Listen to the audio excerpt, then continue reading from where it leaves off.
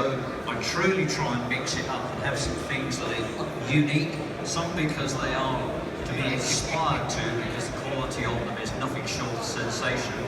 Others, as you will find out in a minute, because they would do no more than put a huge, great smile on your face. So the speciality slot is about all kinds of models, all mixed up, and I'm going to kick it off in a very unique way today by inviting 5 very large ferry models to the water. And if you can, I'm going to ask John Wolverines if he can do his sideways manoeuvre and bring the Celestine out of harbour and bring it round into the middle of the pool. The reason I have the ferries on the water, ladies and gentlemen, is I've built lots of models over the years, and when I'm looking for prototypes, I have to admit to these guys that choosing a ferry is probably the last thing I would choose. So it gives me a great deal of satisfaction to welcome 5 modelers with some superbly executed ferries to the world, to the pool, because they really are an unusual prototype. So first displaying in the middle is the Celestine. It is operating between Purfleet and Zeebrugge. It has a little party trick, which I know John will have his finger poised on the transmitter control to show you this. So John, if you just slew the boat round so people at the top end of the pool can see it, and then perhaps we'll take it down the other end. The cargo loading door on the back, where the lorries and cars will come on, by radio control can be lowered, and if you look in the back, you'll see the vehicles parked in the back of the ferry. He's letting me know he forgot to actually turn it on. So he'll sneakily come back into harbour. While he's playing with some switches, let me bring the Pride of Hive round into the centre of the pool. A smaller looking model, but in keeping scale-wise with the others. Centre of the pool now, ladies and gentlemen, is the Pride of Hive. That's Hive down in Kent, because as you probably know, there are a number of places called Hive around the country. In its P&O livery, and doesn't that have a rather delightful profile? As I say, I would never choose a ferry to model, but now I've changed my mind, because they do make very, very nice vessels indeed. The Pride of Hive. Right, well, a nod in the direction of the Manx Model Boat Club, who this year won the prestigious prize for best club stand in the show. They've won it 3 years in a row, so next year they can't win it again, because out of the rules of engagement. So the gauntlet is down for all the other clubs around the country to try and win that prize next year. So let's bring the Manx ferry into the centre of the pool. This is the Ben Cree, owned and operated by the Isle of Man Steam Packet Company. And in case you don't know, here comes a little bit of education. Ben Cree actually translates into Lady of My Heart. It's Manx Gaelic, ladies and gentlemen. So if you want to impress your wife tonight when you go home, call her Ben Cree. She'll look at you very strange, but you'll know what it means. Now the fact we got this ferry on the water is very, very deliberate, because it is this very ferry, in full size of course, that actually brought my colleagues from the Manx Club across from the Isle of Man on Thursday. They came with a huge, great big truck. A lot of their club members are here. They spent, would you believe, ladies and gentlemen, nearly 10 hours with about 12 of them building their huge, great stand. It's the stand that's behind me. You've only got to look at it for 3 seconds and you can understand why they won the coveted best stand in show. Truly deserved. They bring some magnificent models with them, and the Manx Steam Packet Company, Ben Cree, is most definitely one of those. We've got a second boat from the Isle of Man as well, in ferry guise, and altogether a little bit different. So let's bring Thistle to the centre of the pool. And we like to ring the changes a bit in my speciality slot, so whilst we're sticking with ferries, how about this? Nice old-fashioned open top ferry. She was built in 1926 and operated right up until 1950.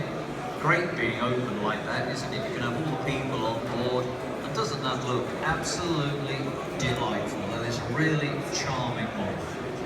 She was one of a number of ferries that were built to a very similar design. She was the sister to the Rose and also the Shamrock. This one's called Thistle, not the Thistle, just Thistle, built in 1926.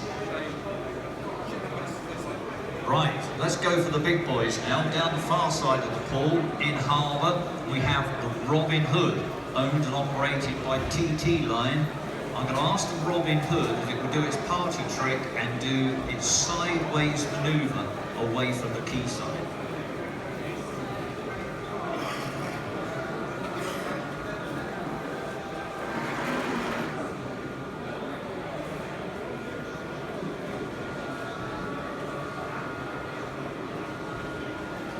Technology in full-size boats has moved on a great amount over the years, and we try and replicate it in the models.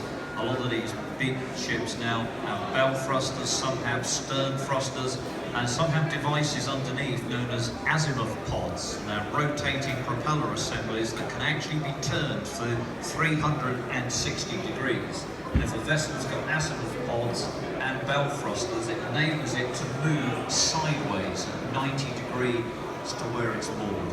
So the TT Line, the Robin Hood, altogether a different profile and shape to the other ferries, but you can now see why I chose ferries to open my speciality slot this year, because we have a real mixture that are very, very different indeed. Right, Captain Wolverines, have you clicked the right switch? He's telling me it's not working. So, ladies and gentlemen, don't go on that ferry, because if you get your car on there, you can't get it off. But the Robin Hood can do the same trick, so I'm going to ask Captain Paul to lower his loading ramp. See that, ladies and gentlemen, boys and girls? It just came down. If you look in the back, you can probably see the vehicles in there. I'll get Paul to do his party piece and pivot through 360 degrees. And the people down the far end of the pool, you can see the loading ramp is down. Have a good look inside there, and as Paul comes round, we'll get the loading ramp. Just wait until he's turned over a bit more so you can all see it. Right, Captain Chilcott, loading ramp up, please.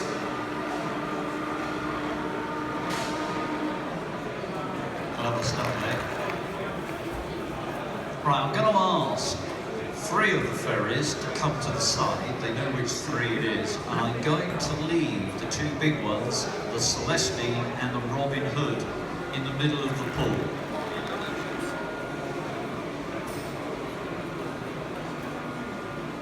Now the reason I'm asking both to come to the centre, we tried this yesterday and it nearly worked, but only nearly, but we'll have a go again because we're that stupid.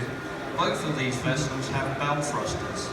And somebody joked with me yesterday, maybe we could get them to do a party trick, which we've now named Strictly Come Ferrying. And on my command, when they get themselves in position, it was a long night in the pub last night, wasn't it? When they get themselves in position, I'm doing it again, position, using the bow thrusters, I'm just going to try and see if we can get the 2 ferries to do a 360 rotation. Not exactly the waltz, and it's certainly not the tango, but it's as close as we're going to get today. Captain Wolverines and Captain Paul, on my command, please rotate.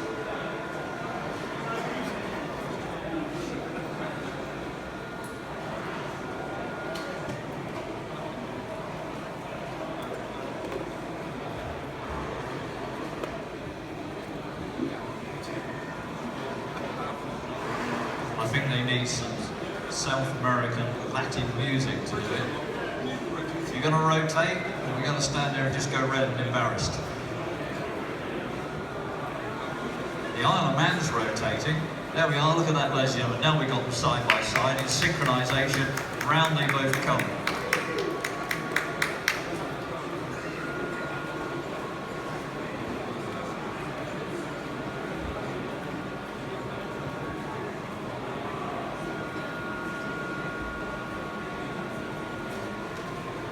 When they get them the right distance apart, that's quite magical, isn't it? The 2 of them just coming round side by side.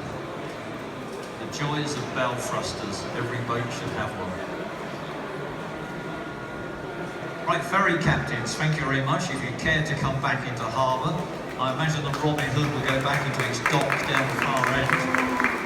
And this, ladies and gentlemen, is only the start of the speciality slot, because I'm going to wait for the ferries to just manoeuvre out of the way, and then I have some rather delightful models that are coming to join us. If you don't smile when you see these, then you'll never ever smile again.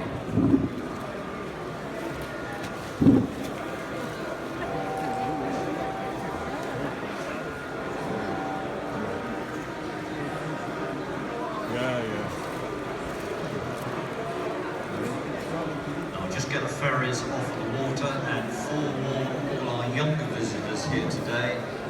Between 1 o'clock and 2 o'clock it will be children's hour. We have about 12 radio-controlled model boats, the youngsters, and as I proved yesterday, the Nazi youngsters. I got quite a few mums to have a go with the boat yesterday, so although we call it children's hour, if you've never had a go with a radio-controlled boat, come and